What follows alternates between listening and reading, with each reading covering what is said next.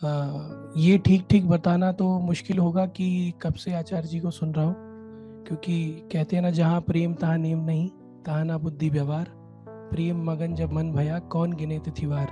तो तिथि ये वैसा ही होगा कि ये बताना कि आप प्रेम में कब से हैं।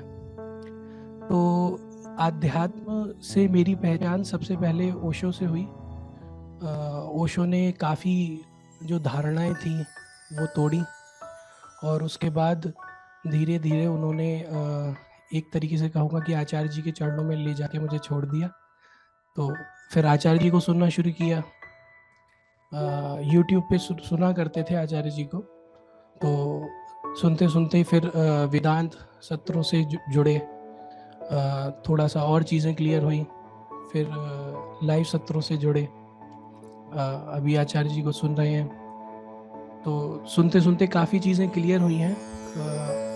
जो शरीर है, मन है, विचार है, उनकी पुनरावृत्ति को देख पा रहे हैं, और समझ पा रहे हैं कि ये तो पुनरावृत्ति ही है चीज़ों की, और ये चलती ही रहती हैं।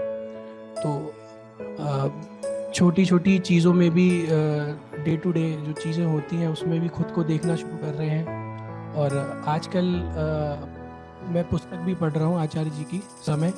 तो उसके बाद से ऐसा लग रहा है जैसे जो चीज़ें मैं कर रहा हूँ मैं नहीं कर रहा, कोई और कर रहा है। कि पहले मैं बहुत आलसी हुआ करता था, तो पढ़ने के बाद से जो चीज़ें समझ में आ रही हैं उसे उतारने की कोशिश कर रहे हैं ज़िंदगी में।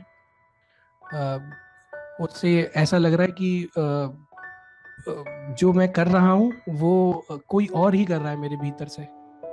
तो यही यात्रा है, और इसके बीच से ऐसा भी हो रहा है कि लोग खुद ब खुद उस महक को महसूस करते हुए आ रहे हैं पास में, और वो भी जुड़ने की कोशिश कर रहे हैं आचार्य जी से, और खुद बोलते हैं कि कहाँ से हैं ये सारी चीज़ें। तो वो खुद भी, उन्हें मौका मिलता है आगे जानने का, बढ़ने का। और जब भी किसी से बात भी करते हैं तो आचार्य जी की जो सीख है वो ना भी चाहते हुए किसी ना किसी तरीके से उनके सामने आ ही जाती हैं।